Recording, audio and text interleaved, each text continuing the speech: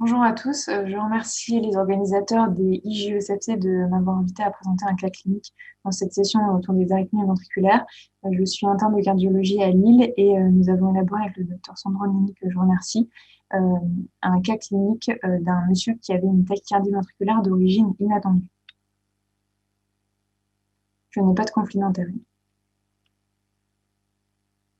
L'histoire de Monsieur D, qui a 73 ans, commence en 2002 par un infarctus du myocarde inférieur fibrinolyse. Il a une fraction d'éjection subnormale à 50%, avec une séquelle inférobasale et moyenne. En 2014, il est implanté en prévention secondaire de TV d'un défibrillateur automatique implantable. Et en 2018, il a déjà subi une première ablation radiofréquence de TV dans les suites d'un orage rythmique. La procédure a eu lieu dans un centre périphérique, on n'a pas trop de précision. Et Monsieur D est contre-indiqué à la cordarone en raison d'une hyperthyroïdie. Je vous montre son ECG en rythme sinusal. Les QRS sont fins. L'axe est gauche. Il a une séquelle électrique dans les dérivations inférieures. Donc, malheureusement, en janvier 2019, Monsieur D reçoit 10 chocs électriques par son défibrillateur à domicile sur des tachycardies ventriculaires. Et donc, il est pris en charge par le SAMU de Lille, puis hospitalisé aux soins intensifs cardiologiques. Le bilan biologique complet ne retrouve pas de désordre biologique et pas d'évolutivité de sa maladie coronaire. Donc, au final, pas de facteur déclenchant de sa TV. Alors, pour Monsieur D, on a l'avantage d'avoir documenté la tachycardie par un ECG 12 dérivations. On retrouve dans la littérature plusieurs algorithmes plus ou moins complexes pour essayer de déterminer l'émergence des TV. Je vous remets l'ECG de Monsieur D. L'idée, c'est de rechercher, par exemple, un aspect QS qui oriente vers la zone d'émergence de la TV, puisque les QRS fuient les dérivations dans lesquelles elle est enregistrée. Donc, chez Monsieur D, on retrouve des QRS négatifs dans les dérivations inférieures. L'analyse des précordiales est plus difficile puisque, par exemple, le QRS en V1 est isoélectrique. Mais dans tous les cas, à ce moment-là, on fait l'hypothèse que la TV de Monsieur D provient de sa cicatrice d'infarctus inférieur.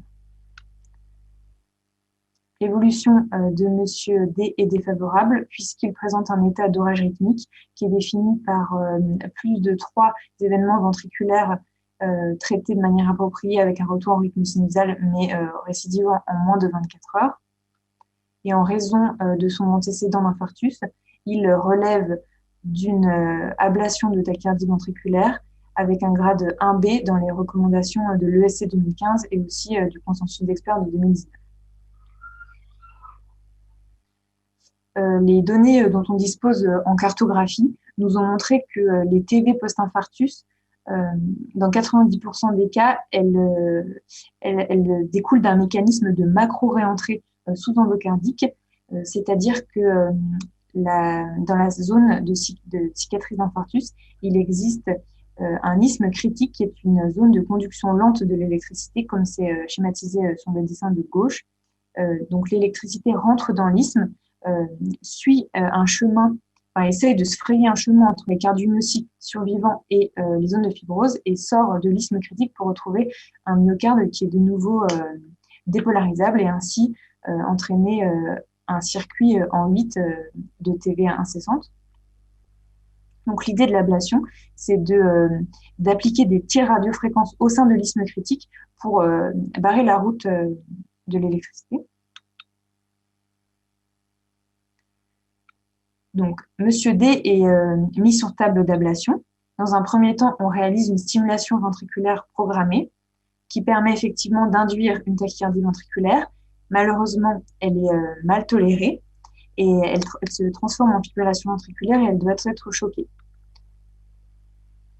Je vous montre une carte d'activation qu'on ne pourra donc pas réaliser chez Monsieur D. C'est un exemple. La carte d'activation, c'est un enregistrement électrique de l'activité du circuit de TV dans le myocarde à partir de différents points du endocarde, mais nécessite une tachycardie ventriculaire bien tolérée, donc ce n'est pas le cas de Monsieur D. Donc on continue la procédure. On réalise une carte électroanatomique de voltage, donc ici du ventricule gauche. En rouge, Nous avons les zones de bas voltage avec donc des EGM endocavitaires qui font moins d'1,5 millivolt et qui représentent les zones de fibrose, la cicatrice d'infarctus. Et en violet, sur notre ventricule gauche, on retrouve les zones bien voltées de myocarde sain. Donc effectivement, chez Monsieur D, on voit une petite cicatrice d'infarctus inférolatéral, mais qui est limitée. Ensuite, une topostimulation ou pace mapping est réalisée, c'est-à-dire qu'on stimule des QRS et on compare leur morphologie aux QRS de la TV clinique pour obtenir un pourcentage de corrélation. Plus la corrélation est proche de 100%, plus on est proche de la zone d'émergence de la TV. Donc ici, au niveau de la cicatrice de Monsieur D, le pace mapping est mauvais. La conclusion, c'est que la TV clinique de Monsieur D ne vient pas de sa cicatrice inféro-vénus. Donc, on continue la procédure. Et alors là, on fait une carte de voltage du ventricule droit. Et première surprise, le ventricule droit est très pathologique, dilaté, plus gros que le VG, avec une large zone de bas voltage. Et le pace mapping à ce niveau-là montre une corrélation excellente avec la TV clinique. Donc, on fait d'autres procédures, d'autres manœuvres plutôt, pour localiser exactement l'isthme critique. Mais dans tous les cas, la TV de Monsieur D provenait bien de son ventricule droit, ce qui était inattendu à la base. Et le repérage exact de l'isthme a permis de pratiquer des T-radiofréquences qui ont abouti à une SVP négative en fin de procédure et aussi à l'absence de récidive clinique. En conclusion, pour le cas de Monsieur D, notre hypothèse initiale était fausse. Sa tachycardie ventriculaire ne provenait pas de la cicatrice infarctus VG qui est présente mais limitée. Par contre, de manière inattendue, la TV vient d'un VD pathologique. Deux hypothèses, soit une extension VD de son infarctus inférieur, soit une pathologie propre du VD comme une DAVD qu'il faudra documenter par d'autres examens. Les messages à retenir du cas de Monsieur D. Premièrement, il est important de documenter une TV avec un ECG 12 dérivations pour essayer de déterminer l'émergence de la TV, même si on peut être pris à défaut par les algorithmes existants. Et d'autre part, pour guider la procédure d'ablation de TV. Deuxième message, il faut penser aux procédures d'ablation de TV, surtout dans les cas de TV post-infarctus, lorsque le patient récidive des TV, se met en orage rythmique ou a des thérapies délivrées par son défibrillateur. Et troisième message, l'ablation de TV est facilitée actuellement grâce au progrès technique d'ablation et de caractérisation du substrat par scanner, par IRM et par couplage radio-anatomique. Je vous remercie de votre attention. Bonjour à tous. Je remercie tout d'abord le comité d'organisation de m'avoir invité à communiquer lors de cette première version digitale des JESFC. Je n'ai pas de conflit d'intérêt. Sur les extrasystoles ventriculaires, qui est un problème récurrent lors de la consultation en cardiologie. Elles sont fréquentes dans la population générale et concernent jusqu'à 3/4 des patients Holter ECG et leur prévalence augmente avec l'âge. Leur pronostic est la plupart du temps bénin, à condition d'avoir montré que ces extrasystoles ne sont pas malignes. Le diagnostic d'extrasystole bénigne est un diagnostic d'élimination. Il faut rechercher des syncopes inexpliquées, des histoires familiales de mort subite d'origine cardiaque chez des patients qui ont des extrasystoles qui orienteraient vers une cardiopathie sous-jacente. Le bilan devant ces extrasystoles est constitué d'électrocardiogramme, du Holter ECG de préférence 12 dérivations, de l'échocardiographie en débrouillage, que vous pouvez enrichir d'une IRM cardiaque, d'un ECGT fort, etc., pour éliminer une cardiopathie, une canalopathie et stratifier le risque rythmique lié à ces extrasystoles. Vous analysez l'électrocardiogramme, il faut analyser également l'extrasystole en elle-même, les extrasystoles larges de plus de 160 millisecondes, peu amples, fragmentées, seront plus volontiers associées à des cardiopathies. et il faudra bien être vigilant vis-à-vis de ces extrasystoles. La morphologie de ces extrasystoles permet de localiser le foyer. Les extrasystoles bénignes qui peuvent venir finalement de n'importe où sont quand même plus fréquemment originaires de la chambre de chasse du ventricule droit, plus rarement du ventricule gauche. Ils ont donc un retard gauche et un axe inférieur sur l'électrocardiogramme de surface. Le Holter ECG sur 24 heures, de préférence 12 dérivations encore une fois, permet d'avoir une vue d'ensemble de ces extrasystoles et de rechercher des critères de mauvais pronostic. On compte d'abord les extrasystoles. Si elles sont nombreuses, plus de 2000 par exemple, il faut rechercher une cardiopathie. Si elles sont simples, complexes, monomorphes, polymorphes, le couplage court, normal, etc., vous donneront une idée sur le caractère bénin ou malin de ces extrasystoles. Les extrasystoles peuvent être associés à des cardiomyopathies. La charge des extrasystoles, on a montré que le nombre d'extrasystoles, plus elles étaient nombreuses, plus le pronostic était péjoratif au long cours en termes d'insuffisance cardiaque, en termes de mortalité toute cause. Chez des patients qui n'ont pas d'ailleurs de cardiopathie, lorsqu'elles sont nombreuses, on peut voir les paramètres échocardiographiques s'altérer au cours des années. Donc, il faut surveiller les patients qui ont des extrasystoles nombreuses avec une échographie cardiaque annuelle à la recherche d'une cardiopathie rythmique secondaire. À partir de combien d'extrasystoles on considère que les cardiopathies les extrasystoles sont imputables à cette cardiopathie. Les différentes études ont montré qu'il fallait au moins 10 000, 20 000 extrasystoles par 24 heures, au moins 20% d'extrasystoles sur 24 heures. On peut voir des cardiopaties pour des charges moins importantes, mais il en faut au moins 20% sur 24 heures. Un exemple ici de cohorte de patients avec 24% d'extrasystoles. La suppression de ces extrasystoles a permis une amélioration de la fonction cardiaque. L'ablation de ces extrasystoles a une place de choix dans le traitement de ces extrasystoles, de prise en charge de ces cardiopathies rythmiques avec un taux de complication relativement faible, autour de 3%.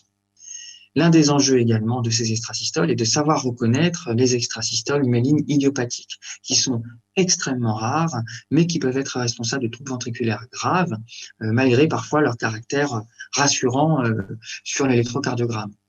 Un exemple d'extrasystole maligne décrite pour la première fois par l'équipe de Lennart dans les années 90, à couplage court, originaire plus souvent du Purkinje, moins de 300 millisecondes dans cette série, qui était à l'origine de troubles du rythme, de torsade de pointe, de fibrillation ventriculaire. Ici, un patient porteur d'un Brugada avec une extrasystole ventriculaire à type de retard gauche axe inférieur de la chambre de chasse, qu'on peut juger bénigne et qui pourtant est responsable d'une fibrillation ventriculaire. Ici, une patiente d'une vingtaine d'années qui était adressée pour syncope, avec au Holter des extrasystoles type de retard gauche axe inférieur. La première n'a pas de critère de malignité et pourtant elle est responsable de troubles du rythme ventriculaire grave, des TV non soutenus et polymorphes et donc malins. On revient donc à ce tableau des recommandations de 2019. Il faut rechercher des critères de malignité au Holter, aux électrocardiogrammes. Il faut rechercher systématiquement et à chaque fois que vous voyez des extrasystoles, des critères de malignité, des extrasystoles polymorphes, des troubles des TVNS polymorphes, des couplages courts, etc. Pour résumer ces extrasystoles malignes, lorsqu'elles sont à couplage court, moins de 300 millisecondes, originaires du Purkinje, elles sont difficiles à mettre en évidence car souvent rares lors des orages rythmiques, ou à couplage moins long, plus de 300 millisecondes, d'origine myocardique, qui peuvent dans ce cas-là mimer des extrasystoles de la chambre de chasse. Il faut être très vigilant vis-à-vis de ces extrasystoles. Les messages à retenir, c'est que les extrasystoles sont quand même, malgré tout, ubiquitaires et de très bons pronostics, mais il ne faut jamais les négliger. Il faut les explorer avec un électrocardiogramme, l'Holter ECG 12 dérivations, de l'imagerie, à la recherche de cardiomyopathie. Si elles sont nombreuses, il faut être alerte, il faut rechercher une cardiomyopathie, il faut suivre les patients qui développeraient par la suite également une cardiomyopathie. Et puis, chez ces patients chez qui vous suspectez des canalopathies ou des extrasystoles ventriculaires malignes, il faut les référer à des rythmologues ou à des centres de référence. Merci de votre attention. Bonjour à tous. Je remercie le comité scientifique de m'avoir invité à effectuer cette présentation qui portera sur l'orage rythmique. Comment s'en sortir? Voici mes conflits d'intérêt. Donc, l'orage rythmique est défini par la survenue d'arythmies ventriculaires sur une courte période de temps, typiquement plus de 3 TVFV en moins de 24 heures. Elle implique les 3 acteurs du triangle de Koumel, le substrat électrophysiologique qui lie ou non une cardiopathie structurelle, la présence d'un facteur déclenchant dans près de un quart des cas et une dysrégulation autonomique par augmentation du tonus sympathique. C'est un événement qui est fréquent chez les patients implantés en prévention secondaire dans près de 10% des cas et plus rare chez les patients implantés d'un défibrillateur en prévention primaire, 1 à 2% des cas. Le pronostic est sévère. Les patients ont une augmentation de mortalité, et ce, à court terme, une augmentation du risque d'hospitalisation, également une altération très significative de la qualité de vie. La prise en charge de l'orage rythmique va reposer sur le plan thérapeutique, sur le traitement antiarythmique, amiodarone, bêta-bloquant, ligodocaïne. En cas de mauvaise tolérance hémodynamique ou de choc cardiogénique, sur la sédation et le support hémodynamique. Et en cas d'échec, réalisation d'une sympathectomie, mise en place d'une assistance circulatoire ou une transplantation. Vous voyez que j'ai mis en parallèle le traitement par ablation par radiofréquence qui doit être pensé et proposé à chacune des étapes de la prise en charge de l'orage rythmique et non pas seulement en cas d'échec du traitement antiarythmique. La prise en charge de ces patients est multidisciplinaire, impliquant rythmologue, cardiologue de soins intensifs, anesthésiste réanimateur, voire chirurgien cardiaque. Elle doit être effectuée dans un service de soins intensifs, cardiologiques ou en réanimation, et déstabilisation du patient, celui-ci doit être rapproché d'un centre d'ablation. Il faut documenter le trouble du rythme cardiaque, ce qui est un enjeu majeur, surtout si le patient doit être ablaté. Rechercher et traiter des facteurs déclenchants. Reprogrammer le défibrillateur pour éviter la survenue de choc électrique chez un patient conscient et favoriser le traitement de ces troubles du rythme ventriculaire par stimulation antitachycardique au maximum pour éviter le caractère douloureux des chocs électriques. Surtout, essayer de calmer le jeu pour éviter de rajouter du stress physique ou émotionnel au patient qui va activer le tonus sympathique et avoir un effet pro-arythmique. Et donc, éviter de stresser le patient et également, si besoin, mettre en place un traitement par benzodiazépine afin de le calmer. Le traitement antiarythmique repose sur 3 molécules, l'amiodarone, les bêta-bloquants et éventuellement la lidocaïne. L'amiodarone est très efficace, peut arrêter près de 40% des TV en monothérapie, efficacité qui est augmentée en cas d'association au bêta-bloquant. Et ce traitement au long cours diminue la récidive d'orage rythmique, mais son utilisation au long cours est limitée par sa toxicité. Les bêta-bloquants sont également très efficaces. Il a été démontré très récemment que les anti-bêta 1, bêta 2 type propanolol étaient plus efficaces que les anti-bêta 1 type métoprolol. Encore une fois, ces 2 molécules sont principalement utilisées par os, mais pas très utilisables en cas d'orage rythmique vraiment incoercible avec survenue de nombreux épisodes nécessitant des cardioversions. On lui préférera l'esmolol qui a une utilisation intraveineuse et une demi-vie courte qui permet d'adapter la posologie à l'hémodynamique du patient. Troisièmement, la lidocaïne, c'est un bloqueur sodique qui est très efficace en cas d'acidose, d'augmentation de la fréquence cardiaque, de diminution du potentiel membranaire, c'est-à-dire dans des conditions qui sont réunies en cas d'ischémie. Et hors contexte de syndrome coronaire aigu, l'efficacité est plus limitée, environ 8 à 30% de conversion des TV en rythme sinusal. Et l'utilisation de la lidocaïne a une recommandation de grade 2B/C en cas de syndrome coronaire aigu dans les dernières recommandations. En cas d'échec du traitement antiarythmique, on pourra avoir recours à la sédation et à l'intubation, sédation profonde et intubation. Nous avons publié cette année, l'année dernière, en 2020, une étude multicentrique qui inclut 13 centres français et inclut des patients en orage rythmique réfractaires au traitement anti-arythmique et qui donc ont eu une sédation et une ventilation mécanique. Nous avions défini l'efficacité de la sédation profonde comme l'arrêt de l'orage rythmique dans les 15 minutes qui suivaient l'intubation. Et nous avons démontré que ce critère d'arrêt aigu de l'orage rythmique après intubation était un facteur prédictif de sortie hospitalière, de sortie vivant de l'hôpital, puisque nous avions retrouvé 55% de diminution du risque de mortalité hospitalière chez ces patients qui étaient répondeurs à la sédation.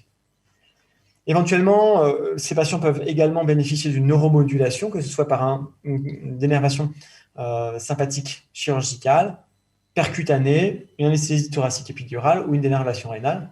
Notamment cette deuxième possibilité, qui est la sympathectomie percutanée, consiste à injecter un anesthésique localement sous contrôle échocardiographique. On voit ici la jugulaire, la carotide, le ganglion stellaire, et on va donc injecter un anesthésique local, ce qui permet de contrôler une situation rythmique et d'envoyer un patient un peu plus froid à l'ablation. En cas d'échec de tout cela, on peut avoir recours, notamment et surtout en cas d'altération hémodynamique, à l'implantation d'une ECMO, et nous avions démontré sur notre cohorte rennaise que l'ECMO était efficace dans près de 50% des cas, et principalement chez ces patients qui avaient une alternance entre arythmie ventriculaire et rythme sinusal par rapport à ceux qui étaient en FEV réfractaire. L'ablation, il faut y penser, comme je l'ai dit, à chaque fois. Le taux de succès est un peu moins bon que hors contexte orage rythmique, des complications qui sont comparables, mais une mortalité intra-hospitalière qui est plus importante. Mais le succès de l'ablation a un impact décisif avec une morbimortalité diminuée. Notamment, également, il faut y penser en cas d'orage rythmique en phase aiguë de l'infarctus du myocarde. Et il a été démontré très récemment par l'équipe bordelaise qu'il y avait une augmentation de 11% de la mortalité tous les jours entre le premier événement de fibrillation ventriculaire et l'ablation. Et donc, plus on attend d'ablater ces patients en phase aiguë d'infarctus, plus la mortalité hospitalière est augmentée. En conclusion, c'est un événement fréquent avec une mortalité importante. Il faut toujours essayer de calmer le jeu. Le traitement antiarythmique repose sur les bêta-bloquants et l'amiodarone, et toujours faire attention aux cocktails d'antiarythmiques qui peuvent précipiter le patient vers la défaillance hémodynamique.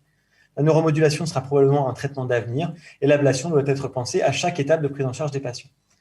Dernière petite slide, il était notifié par l'IRA que nous disposions de très peu de données sur l'orage rythmique et principalement d'études monocentriques, raison pour laquelle j'ai proposé à la SFC un registre prospectif national français, registre qui a reçu un financement par le groupe de rythmologie de stimulation cardiaque et qui devra probablement débuter dans les semaines à mois à venir. Et vous serez contacté pour participer à ce registre qui aura pour ambition d'inclure l'ensemble des orages rythmiques en France sur une période de 2 ans. Je vous remercie. Bonjour à tous, je m'appelle Vincent Elgalarondo, je travaille au CHU Bichat et je vais vous faire un topo sur l'ablation de tachycardie ventriculaire, en particulier sur ses indications. Voici mes liens d'intérêt avec l'industrie. Alors, avant une ablation de tachycardie ventriculaire, il va y avoir un certain nombre de bonnes questions à se poser. La première, ça va être l'indication. Quelle est la situation clinique? Quel est le timing? Et puis, derrière, il va y avoir la faisabilité du geste, où est la cible. Et puis enfin, il va y avoir une question sur la tolérance, la sécurité du geste. Est-ce que le patient va être capable de supporter ce geste? Et puis une question philosophique additionnelle. Pourquoi? Est-ce que c'est pour prévenir la mort subite? Est-ce que c'est pour réduire les thérapies antitachycardiques du défibrillateur? Alors, sur les indications, les recommandations actuelles séparent les patients qui ont une cardiopathie structurelle des patients qui ont un cœur structurellement sain.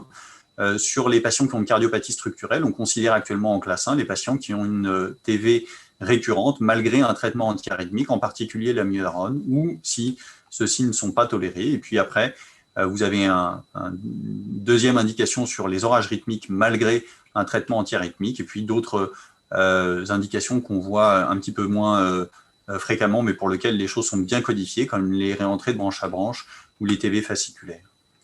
Pour les patients qui ont un cœur structurellement sain, on va un peu plus vite sur les indications en première ligne, en particulier chez les patients qui ont des TV originaires de l'infundibulum pulmonaire ou les patients qui ont des TV fasciculaires idiopathiques. Alors, concernant le timing, la question c'est de savoir si on le fait en première ligne ou en seconde ligne après un échec de traitement antiarythmique. Vous avez l'étude Vanish qui a essayé d'adresser cette question et qui randomisait donc ces deux stratégies. l'étude Vanish était positive en faveur de l'ablation. Et vous voyez que la positivité était en particulier tirée chez les patients qui avaient déjà un traitement antiarythmique utilisant l'amiodarone à l'état de base et pour lequel il y avait vraiment un bénéfice du traitement antiarythmique. Chez les patients qui n'avaient pas d'amiodarone, il n'y avait pas de différence significative entre les deux groupes. Alors, une fois qu'on a posé l'indication, il va y avoir la faisabilité du geste. Et donc, vous avez compris qu'il faut faire un diagnostic complet de l'état cardiaque sous-jacent. Et puis derrière, il va falloir se poser la question de savoir quel est le mécanisme. Est-ce que c'est une réentrée ou plutôt un foyer? Y a-t-il une seule cible ou plusieurs, ce qui va complexifier le geste? Est-ce qu'on a un tracé électrocardiographique disponible ou est-ce qu'on est uniquement sur un EGM en dos du défibrillateur? Et puis ensuite, quels sont les obstacles anatomiques éventuels? Est-ce qu'on a plutôt une cible épicardique dans le cadre d'un aspect de pseudo-onde delta avec des QRS très larges? Ou est-ce qu'on est plutôt sur un accès endocardique uniquement? Et puis, sur le plan anatomique, y a-t-il des structures particulières qui vont être impliquées, en particulier les TV du sommet pour lesquels il y a un accès anatomique qui va être difficile, ou y a-t-il des structures qui sont électriquement sensibles, comme les TV qui ont pour origine une zone à proximité du faisceau de His. Enfin, il va falloir se poser la question de la tolérance et les recommandations actuelles proposent d'utiliser le score PAIND qui englobe un certain nombre de variables cliniques pour lequel, si vous voyez que le risque est important, il va falloir mettre en place une équipe pluridisciplinaire qui va inclure non seulement les électrophysiologistes, mais aussi les patients, les collègues qui font de l'insuffisance cardiaque, les anesthésistes et la chirurgie cardiaque. Les questions principales étant quel est le projet thérapeutique global, si ça se passe bien, mais aussi si ça se passe mal.